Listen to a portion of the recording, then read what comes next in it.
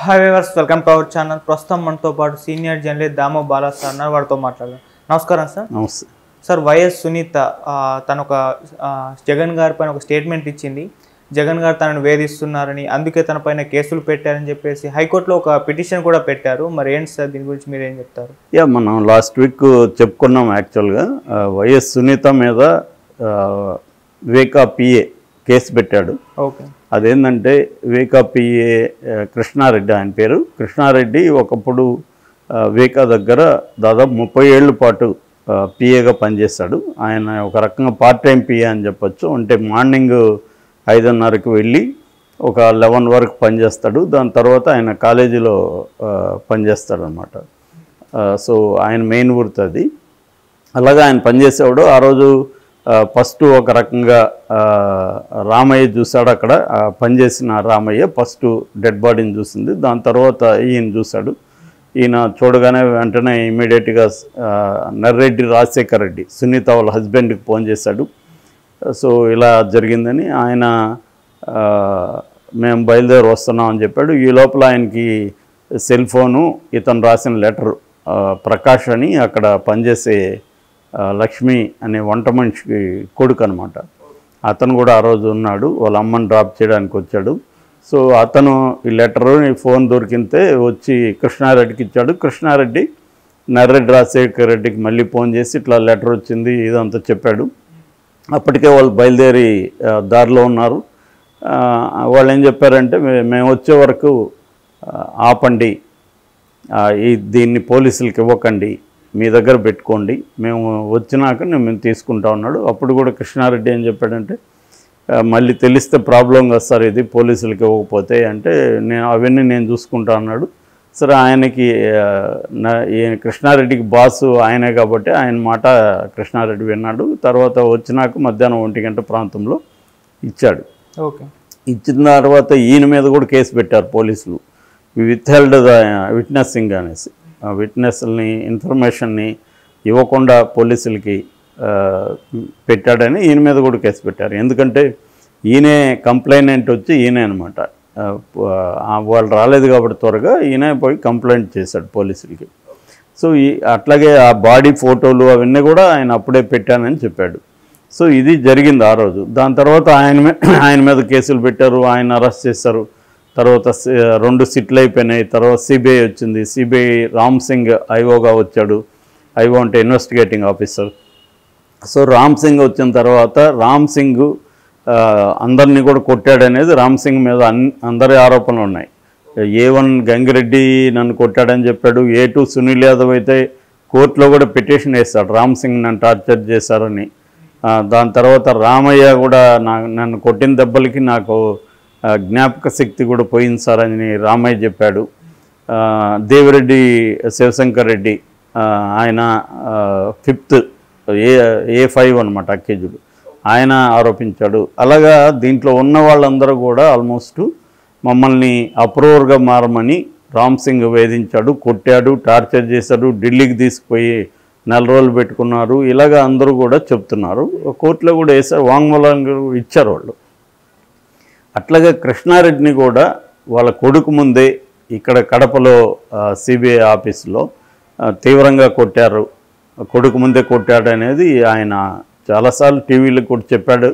కృష్ణారెడ్డి 2022 డిసెంబర్లో ఆయన కోర్టులో కూడా పిటిషన్ ఫైల్ చేశాడు, పులివెందుల కోర్టులో.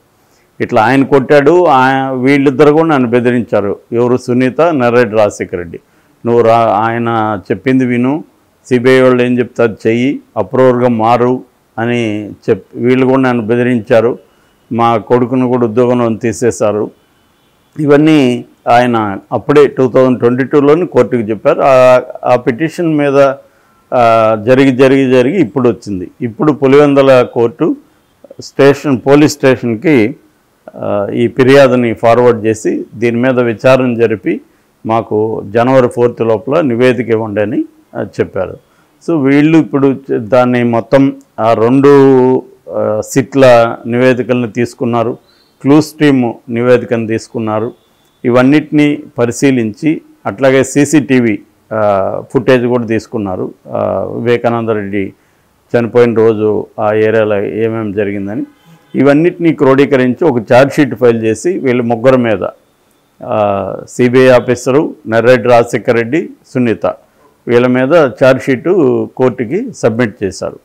సో ఇప్పుడు కోర్టు నోటీసులు ఇచ్చింది సునీతారెడ్డికి వీళ్ళకందరికీ. సో సునీతారెడ్డి నిన్న హైకోర్టులో దీన్ని కొట్టేయమని పిటిషన్ ఫైల్ చేసింది.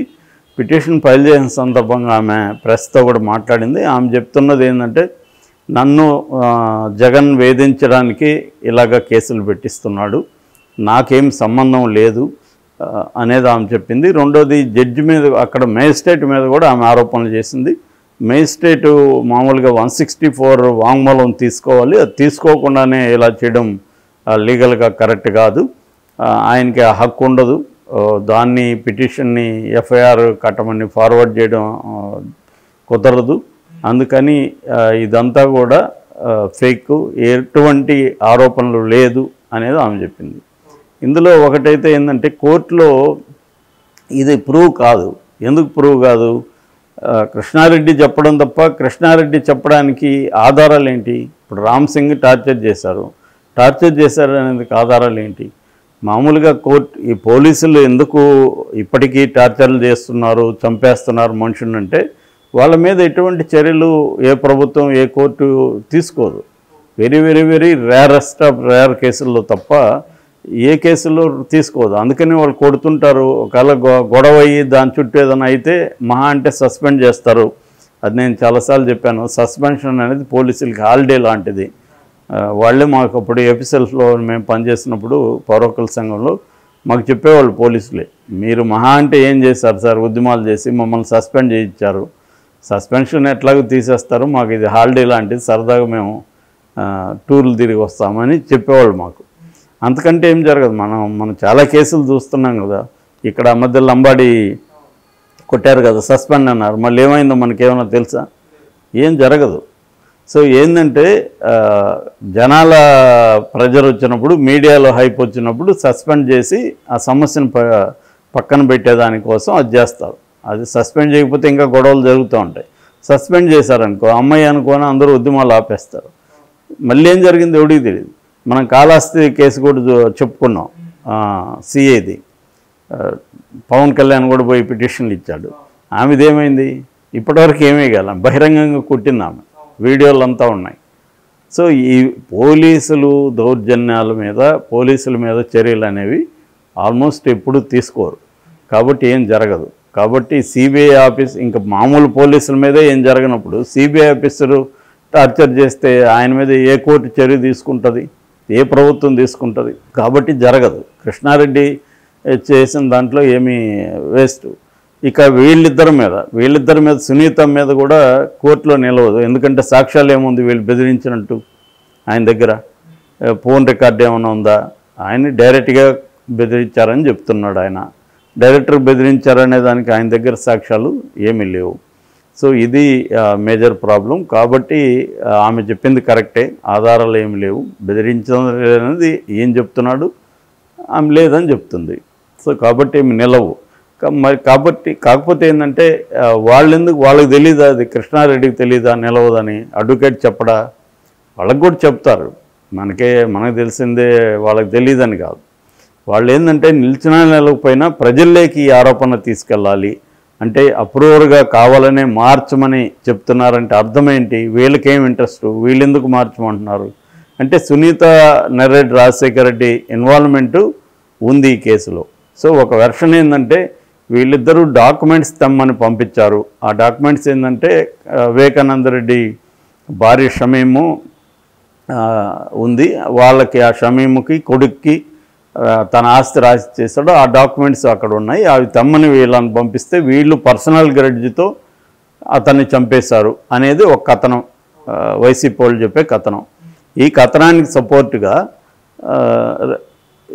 ఈమె వీళ్ళ హస్బెండ్ బెదిరించారు, అప్రూవర్గా మారమని చెప్పారు అని చెప్పడం ద్వారా ఈ స్టోరీ ఏదైతే ఉందో దీనికి బలం చేకూరుస్తుంది అన్నమాట.